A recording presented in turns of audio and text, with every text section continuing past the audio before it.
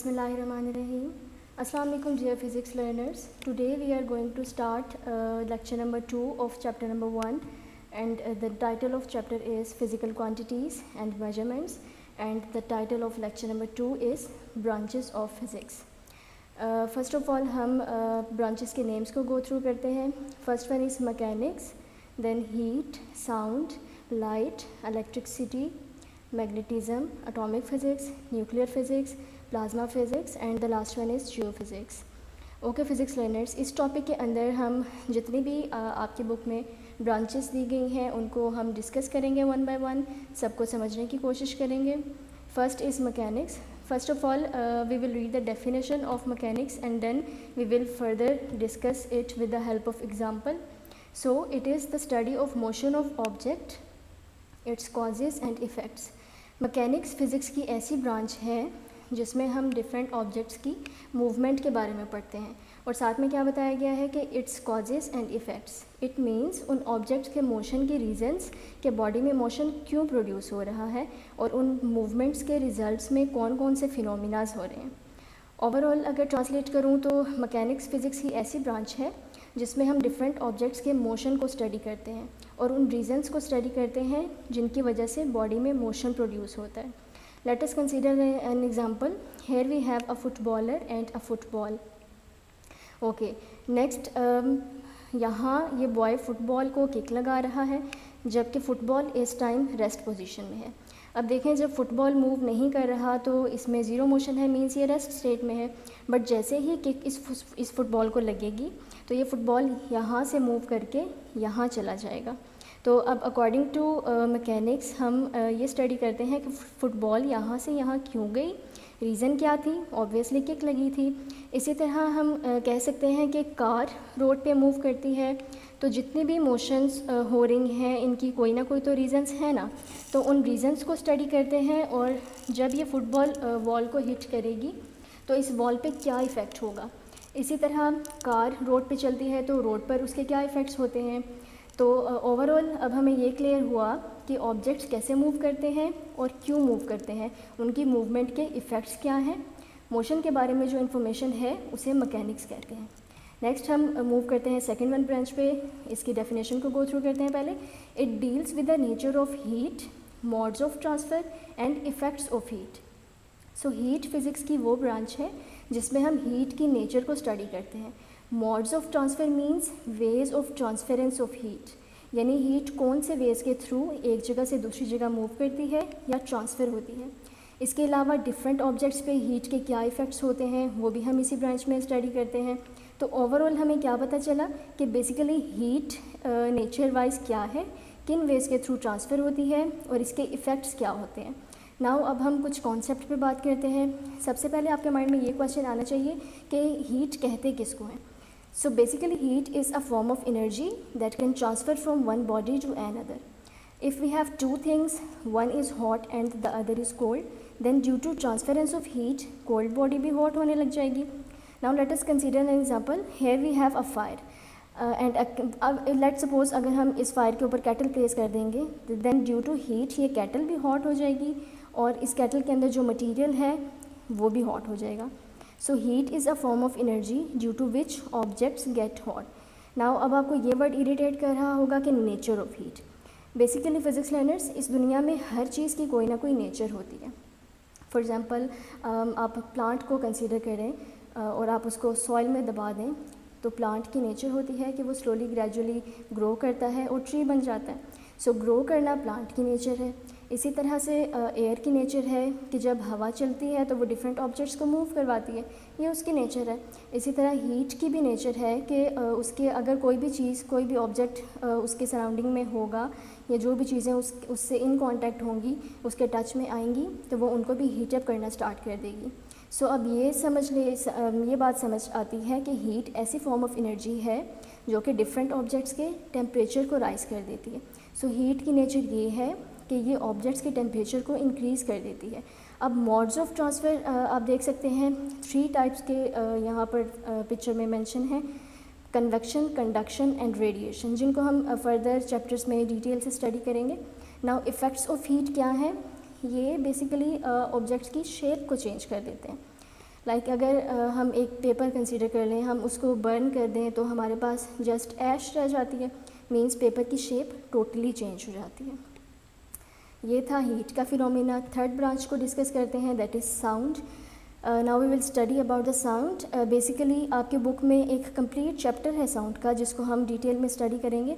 तो साउंड एक ऐसी फॉर्म ऑफ एनर्जी है that can travel in the form of waves due to air. ऐसी वाइब्रेशंस हैं जो हवा की वजह से एक जगह से दूसरी जगह मूव करती हैं और हमारे ईयर्स उस फॉर्म ऑफ एनर्जी को सुन पाते हैं और हमारा माइंड उसको अंडरस्टैंड कर पाता है कि हमें क्या कहा जा रहा है। फॉर एग्ज़ाम्पल अब मैं बोल रही हूँ, मेरी आवाज़ हवा की प्रेजेंस की वजह से मेरी साउंड एनर्जी मूवमेंट कर रही है और माइक के अंदर जाकर रिकॉर्ड हो रही है। लेट्स सपोज अगर अभी आप मोबाइल पर ये वीडियो देख रहे हैं तो मोबाइल के स्पीकर से वो वाइब्रेशंस या एनर्जी रिलीज़ हो रही है और मोबाइल के पास जो हवा के मॉलिक्यूल्स हैं उनकी वजह से आपके कान तक पहुंच रही है और आप मेरी आवाज़ को सुन पा रहे हैं और अंडरस्टैंड कर पा रहे हैं। So, sound is a form of energy or vibrations that travel through air or an other medium and can be heard when they reach a person. Definition is, it deals with the physical aspects of sound waves, their production, properties and applications. Now, what is the meaning of physical? Physical means कोई भी चीज़ exist करती है और हम अपने senses के through उसे observe कर पाते हैं, या तो उसे बोलते हैं कि फ़िज़िकल। किसी भी चीज़ की प्रेजेंस या एग्जिस्टेंस का होना is called physical. Now aspect means features, parts या क्वालिटीज़ जिनसे हम किसी भी चीज़ के बारे में पता लगा रहे हों। फॉर एग्ज़ाम्पल आपके हाथ में अगर इस टाइम मोबाइल है तो इसके फ़िज़िकल एस्पेक्ट्स क्या होंगे कि ये हार्ड है, सॉफ्ट नहीं है, सरफेस रफ नहीं है, इस पर ग्लास होता है, इसका कलर होगा, ये सब फ़िज़िकल एस्पेक्ट्स हैं। सिग्नल्स कैच कर सकता है, इसमें टॉर्च होता है, ये सब इसके फ़िज़िकल एस्पेक्ट्स हैं। मतलब फिर किसी भी चीज़ को ऑब्ज़र्व किया जा सके डिफरेंट वेज़ में, तो इसको बोलते हैं फ़िज़िकल एस्पेक्ट। तो इसमें किसकी बात की जा रही है? साउंड वेव्स की बात की जा रही है। ये जो पिक्चर में आपको नज़र आ रहा है, डिफरेंट टाइप्स की वेव्स या वाइब्रेशंस, ये साउंड वेव्स हैं बेसिकली। इन साउंड वेव्स को डिफरेंट वेज़ के थ्रू ऑब्ज़र्व करना, डिस्कस करना फ़िज़िकल एस्पेक्ट कहलाता है। तो साउंड फिज़िक्स की एक ऐसी ब्रांच है जिसमें हम साउंड वेव्स के एस्पेक्ट्स को डिस्कस करते हैं। देयर प्रोडक्शन का मीनिंग होता है कोई भी चीज़ उसकी किस तरह से प्रोड्यूस होती है। फॉर एग्ज़ाम्पल मेरी आवाज़ जो आप सुन पा रहे हैं, देखने में लगता है कि ये मेरे लिप्स से निकल रही है, बट एक्चुअली में मेरे टीथ्स, मेरी टंग, ये सब चीज़ें मेरी आवाज़ के होने की वजह बन रही हैं। फॉर एग्ज़ाम्पल जो प्रोडक्शन ऑफ साउंड की बात करूँ तो मेरी बॉडी में जो मेरे लंग्स हैं वहाँ पर एयर की प्रेजेंस बेसिकली रीज़न है मेरी साउंड की। इसी तरह हमारी वॉइस हो गई, इसी तरह इलेक्ट्रॉनिक वॉइस, स्पीकर्स की आवाज़। तो किसी भी आवाज़, कोई भी आवाज़ कैसे प्रोड्यूस होती है वो भी हम इसी ब्रांच में डिस्कस करते हैं। अब किसी भी साउंड की प्रॉपर्टी क्या है कि किसी भी आवाज़ को कोई आवाज़ कम क्यों है, कोई आवाज़ ज़्यादा क्यों है, डिफरेंट टाइप्स की क्वालिटीज़। जैसे किसी भी चीज़ को एक्सप्लेन करने के लिए कलर्स, वो कितनी स्पेस कंज्यूम करती है। इसी तरह कई चीज़ें जो होती हैं उनकी प्रॉपर्टीज़ होती हैं। तो एप्लीकेशंस की बात करें कि साउंड को हम कहाँ कहाँ पर यूज़ कर सकते हैं, ये भी हम इसी ब्रांच में स्टडी करते हैं। फॉर एग्ज़ाम्पल शिप्स को कंसीडर करें तो शिप्स समंदर से कितना ऊपर है, या शिप्स के नीचे समंदर की डेप्थ फाइंड करने के लिए साउंड वेव्स यूज़ हो जाती हैं। फर्दर हमारी बुक में बेसिकली साउंड का एक कंप्लीट चैप्टर है जिसमें हम प्रोपेगेशन ऑफ साउंड को डिटेल में स्टडी करेंगे। पाइपलाइंस के लीकेज को फाइंड आउट करने के लिए यूज़ होती हैं sound waves, distance find out करने के लिए यूज़ होती हैं। तो साउंड फिज़िक्स की एक ऐसी ब्रांच है जिसमें हम साउंड की क्वालिटीज़ को डिस्कस करते हैं, कैसे प्रोड्यूस होती है और कहाँ कहाँ यूज़ हो सकती है, ये सब हम इसी ब्रांच में डिस्कस करते हैं। नेक्स्ट हमारे पास है ऑप्टिक्स या लाइट। अब फर्स्ट क्वेश्चन आपके माइंड में यही राइज होना होगा कि ऑप्टिक्स क्या है या ऑप्टिक्स या लाइट क्या है।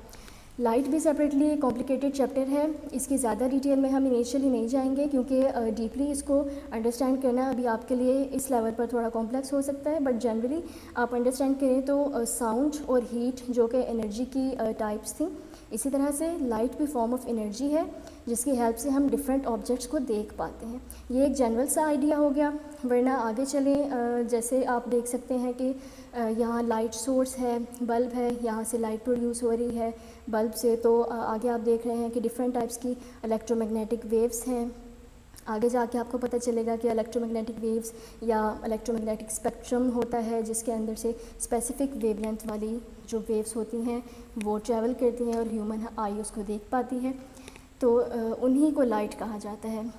एनीवे ये आगे की बातें हैं, अभी से हम इन चीज़ों को नहीं समझ सकते, क्योंकि जनरली अभी आपके लिए थोड़ा डिफ़िकल्ट होगा इसको अंडरस्टैंड करना। बट जनरली प्रीवियस ब्रांचेस की तरह लाइट भी एनर्जी की एक फॉर्म है, जिसकी हेल्प से हम डिफरेंट ऑब्जेक्ट्स को देख पाते हैं। इसकी डेफिनेशन को गो थ्रू करते हैं कि it is the study of physical aspects of light, it's properties, working and use of optical instruments. अब लाइट जो है उसको किस किस तरह से ऑब्ज़र्व किया जा सकता है, लाइट जिन वेवलेंथ से मिलकर बनी है उनकी वेवलेंथ होती कितनी है, लाइट की प्रेजेंस को डिफरेंट तरह से समझने को फिज़िकल एस्पेक्ट कहते हैं। इसके अलावा लाइट की प्रॉपर्टी में हम ये डिस्कस करते हैं कि लाइट जो है वो स्ट्रेट पाथ फॉलो करती है, लाइट कब मूव करती है, कब बेंड हो जाती है, प्रॉपर्टी के अंदर आ जाता है ये सब। इसी तरह स्पीड ऑफ लाइट के बारे में स्टडी करना भी लाइट की प्रॉपर्टी में आ जाता है। वाटर के अंदर इसकी स्पीड क्यों डिफरेंट हो जाती है, ये सब भी हम इसी ब्रांच में डिस्कस करते हैं कि पानी के अंदर लाइट बेंड हो जाती है तो वो क्यों बेंड हो जाती है। Now working and use of optical instruments. Instrument basically different types के डिवाइसेस को कहते हैं। लाइक आप ये माइक्रोस्कोप देख रहे हैं, यहाँ के पर्सन इस माइक्रोस्कोप से कुछ देखने की ट्राई कर रहा है। तो ऑप्टिकल इंस्ट्रूमेंट मींस ऐसी डिवाइसेस जिनको लाइट की हेल्प से यूज़ किया जा सकता है। लाइट नहीं होगी तो ये डिवाइसेस या इंस्ट्रूमेंट्स यूज़ नहीं किए जा सकते। तो ऑप्टिकल इंस्ट्रूमेंट्स में लाइट का क्या फंक्शन है, लाइट की वर्किंग क्या है, ये भी हम इसी ब्रांच में डिस्कस करते हैं। सो बेसिकली माइक्रोस्कोप में मैग्नीफाइंग ग्लास जो है वो लगा हुआ होता है, जिसकी हेल्प से हम स्मॉल ऑब्जेक्ट्स को बड़ा करके देख लेते हैं। तो ये इसकी वर्किंग थी। नेक्स्ट हम मूव करते हैं फिफ्थ वन ब्रांच पे, that is electricity and magnetism. So basically इसकी डेफिनेशन को पहले गो थ्रू करते हैं। It is the study of the charges at rest and in motion, their effects and their relationship with magnetism. तो electricity किसको कहते हैं कि चार्जेस के रेस्ट स्टेट में होने को और मूव करने को इलेक्ट्रिसिटी बोलते हैं। अब आपके माइंड में ये क्वेश्चन आ सकता है कि जी चार्जेस किसको कहते हैं। तो चार्जेस से मुराद यहाँ पर इलेक्ट्रिक चार्ज है। फॉर एग्जांपल जितनी भी बॉडीज़ आपके आसपास हैं, आपको नज़र आ रही हैं, उन सब की एक प्रॉपर्टी होती है कि उन सब बॉडीज़ के अंदर चार्ज होता है। कुछ चीज़ों में चार्ज होता है, अब अगर डिटेल में जाऊँ तो कुछ चीज़ों में नहीं भी होता। कैसे पता चलता है कि चार्ज है? जैसे फॉर एग्जांपल ये एक वायर आप देख रहे हैं, वायर पीस है। यहाँ वायर के ऊपर प्लास्टिक कोटिंग है बेसिकली, और प्लास्टिक के अंदर कोई मेटल होता है। तो जैसे ही वायर को बैटरी के साथ हम ज्वाइन करते हैं, तो बेसिकली बैटरी के साथ ज्वाइन करते ही वायर के अंदर इलेक्ट्रिक चार्ज जो मैं बात कर रही हूँ वो मूव करना स्टार्ट कर देता है। तो जैसे ही बैटरी के साथ वायर को ज्वाइन किया, कनेक्शन दिया, तो इलेक्ट्रिक चार्जेस ने फ्लो करना स्टार्ट कर दिया। अब कब ये चार्जेस रेस्ट स्टेट में होते हैं, कब मूव करते हैं, इसकी स्टडी को हम इलेक्ट्रिसिटी कहते हैं। सो इलेक्ट्रिसिटी को फ्लो ऑफ इलेक्ट्रॉन्स भी बोला जाता है। फर्स्ट लाइन तो यहाँ से ये क्लियर होगी आपको। Next, their effects and their relationship with magnetism. अब मैग्नेटिज्म क्या है कि एक ऐसी फोर्स जो किसी भी चीज़ को पुश कर सकती है और पुल कर सकती है। फॉर एग्जांपल कोई भी मैग्नेट होता है, उसके साथ कोई भी आप आयरन बार ले आएँ तो या तो वो उसको अट्रैक्ट करेगा या फिर रिपेल करेगा। तो बेसिकली यही मैग्नेटिज्म होता है। फॉर एग्जांपल अगर फर्दर डिटेल में जाएं तो ये एक वायर है, इसके अंदर से जैसे इलेक्ट्रिक करंट फ़्लो करेगा तो ये एज ए रिज़ल्ट यहाँ पर मैग्नेटिक फील्ड क्रिएट हो जाएगा, जो कि रिंग्स की फॉर्म में आप देख रहे हैं। तो जब भी किसी ऑब्जेक्ट में से इलेक्ट्रिक चार्ज फ्लो करता है तो एज ए रिज़ल्ट वहाँ मैग्नेटिक फील्ड क्रिएट हो जाता है। नेक्स्ट हम डिस्कस करते हैं एटॉमिक फ़िज़िक्स को। तो ये तो आपको इसके नेम से पता चल रहा है कि इस ब्रांच में हम एटम के बारे में स्टडी करते हैं। एटम किसको कहते हैं? आई होप आपको पता होगा कि इस यूनिवर्स में जो सबसे स्मॉलेस्ट पार्टिकल है जो कि इंडिपेंडेंटली नहीं रह सकता, उसे एटम कहते हैं। सो it is the study of structure and properties of matter. For example structure like atom के सेंटर में न्यूक्लियस होता है। न्यूक्लियस में 2 पार्टिकल्स होते हैं, प्रोटॉन्स एंड न्यूट्रॉन्स, जिनको सब एटॉमिक पार्टिकल्स भी कहा जाता है। और इनके बाहर शेल्स होते हैं और इन शेल्स के अंदर इलेक्ट्रॉन्स होते हैं। तो ये बेसिकली इसका स्ट्रक्चर हो गया। इसको हम स्टडी करते हैं और डिफरेंट टाइप्स के एटम्स की क्या क्या प्रॉपर्टीज़ होती हैं, ये सब भी हम इसी ब्रांच में डिस्कस करते हैं। नेक्स्ट वन है nuclear physics, the 7th one. जैसे एटॉमिक फ़िज़िक्स में हम एटम को स्टडी करते हैं, इसी तरह से न्यूक्लियर फिज़िक्स में हम न्यूक्लियस के बारे में स्टडी करते हैं। It deals with the properties and behaviour of nuclei and the particles with in the nuclei. अब यहाँ ये क्वेश्चन रेज होता है कि जी न्यूक्लियाई किसको कहते हैं। एक न्यूक्लियस की जब आप बात करेंगे तो उसको न्यूक्लियस बोलेंगे, लेकिन जब आप ज़्यादा न्यूक्लियस की बात करेंगे means plural form of nucleus, तो वो उसको न्यूक्लियाई बोलते हैं। तो बेसिकली न्यूक्लियर फिजिक्स में हम न्यूक्लियाई के बिहेवियर और उसकी प्रॉपर्टीज़ यानी काफ़ी सारे न्यूक्लियाई की प्रॉपर्टीज़ के बारे में स्टडी करते हैं। और particles with in the nuclei यानी बेसिकली एटॉमिक फिजिक्स के अंदर हम पूरे एटम के स्ट्रक्चर को स्टडी करते हैं, और न्यूक्लियर फिजिक्स में हम जस्ट न्यूक्लियाई के बारे में स्टडी करते हैं। नेक्स्ट ब्रांच है हमारे पास प्लाज्मा फिजिक्स। यहाँ फर्स्ट क्वेश्चन ये बनता है कि जी मैम प्लाज्मा होता क्या है। तो स्टेट्स ऑफ मैटर बेसिकली आपको पता है कि 3 मेजर जो है वो सॉलिड, लिक्विड एंड गैस होती है। इसी तरह से एक और स्टेट होती है जिसको प्लाज्मा कहा जाता है। इस स्टेट की इंपॉर्टेंट बात ये होती है कि मैटर जैसे लिक्विड के अंदर फ्लो कर सकता है, गैस के अंदर वो नज़र नहीं आता, इधर उधर मूव करता है।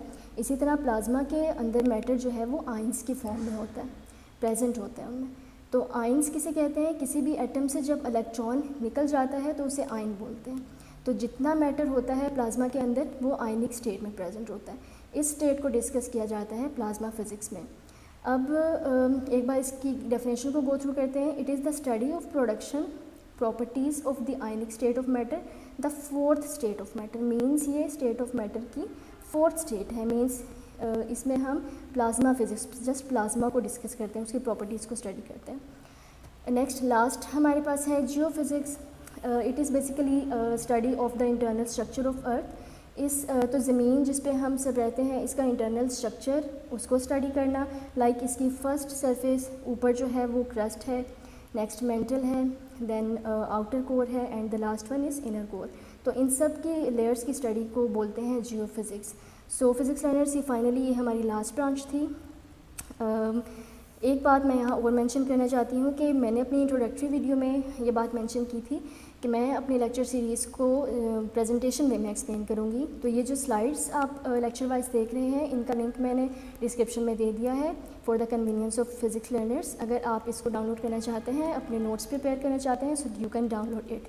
And if you have some sort of question regarding this lecture, then you can ask in the comment section below. Thank you so much.